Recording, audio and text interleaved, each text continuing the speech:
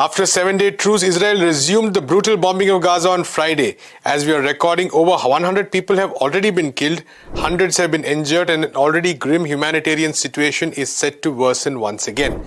The international community had 7 days to prevent this from happening, but failed to do so yet again. We go to Abdul for details as to what is happening. Abdul, a developing story and a horrifying story, the death toll continuing to rise rapidly. So could you maybe first give us a bit of context into what happened with regard to the truce that had lasted for 7 days? As per the reports, there were negotiations going on Thursday night to basically extend the truce, and Egypt and Qatar, those who were the mediators in Doha, they were claiming that they are looking for 2 more days of extension. But on Friday, 7 o'clock in the morning, Israel basically resumed its bombing all across Gaza, claiming that Hamas has not fulfilled the demands of the truce. And since then, there has been bombing all across Gaza. More than dozens of people, you can say, have been killed. Most of them are civilians. Meanwhile, there is a report that negotiations are still going on, but there is no clarity on that. In fact, Anthony Blinken and the U.S. statesmen have given multiple statements, which basically confirms that Israel is in a mood to basically have a longer version, second round of kind of its war on Gaza. And it will not stop until what it claims, basically, it is able to kind of eliminate Hamas. So this has been the development so far.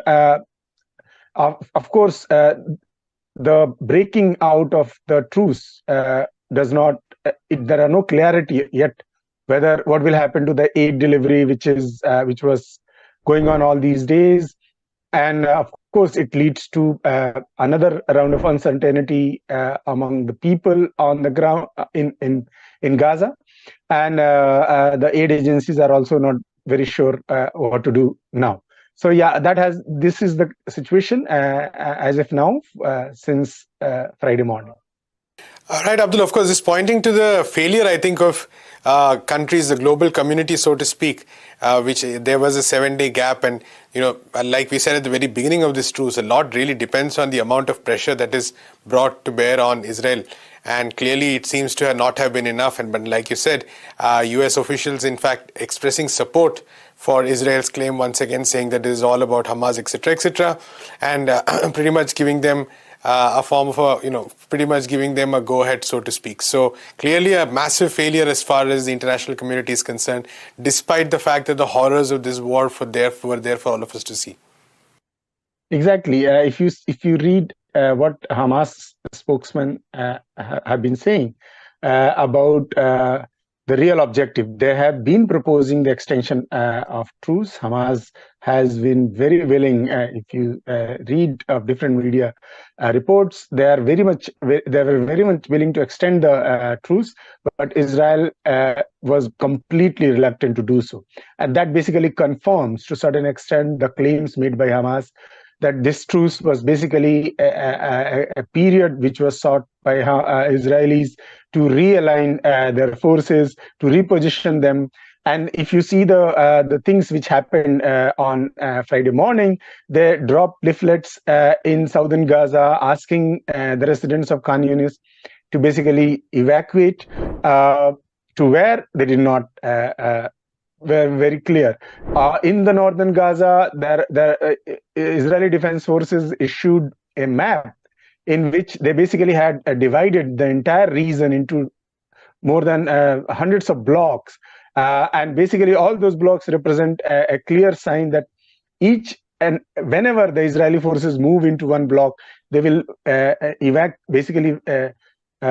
the people to evacuate and then move in. So this is a plot by plot, block by block project. It means there were preparations going on all this while.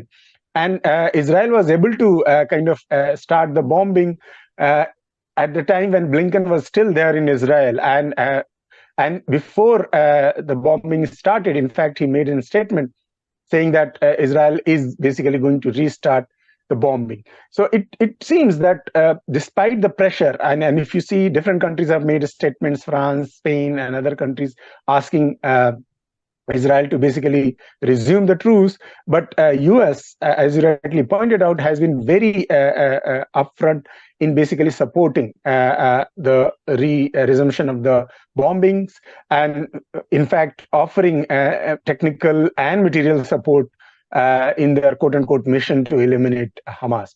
So all these things shows that the pressure which we were thinking is there, of course, was not applied in a correct way, and it was not there. It was more of a statement than and the real intent, and that's that's the only thing which explains the resumption of the truce, even when Blinken was still there, and so fast US moving to basically upheld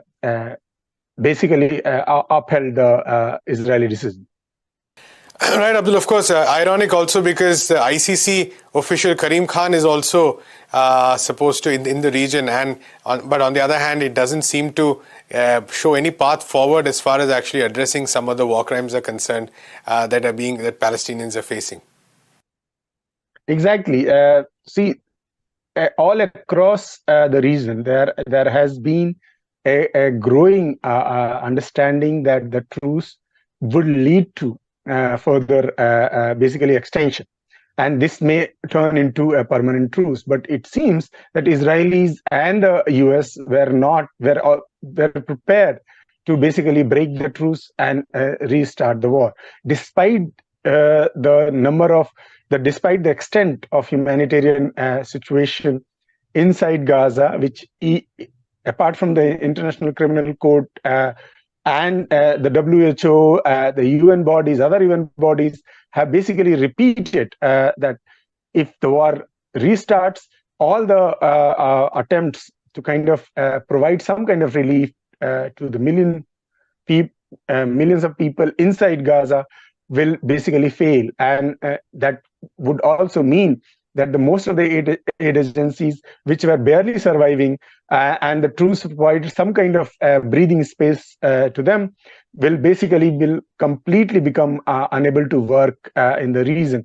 So given the fact that there has been a worst humanitarian situation and everyone acknowledges it, given the fact that there were already claims of different kinds of war crimes in the first 48 days of the Israeli bombing, and despite the various complaints filed by different countries, it seems that Israel is not bothered about all those things, and that sense of impunity is basically very clear when in the decision which it took on Friday morning to basically start the bombing Gaza again. Right, thank you, Abdul, so much. We'll come back to you because definitely a developing story, even though talks might be taking place. Nonetheless, it seems like, like you said, the horrors being Palestinians in Gaza facing definitely another round of horrors.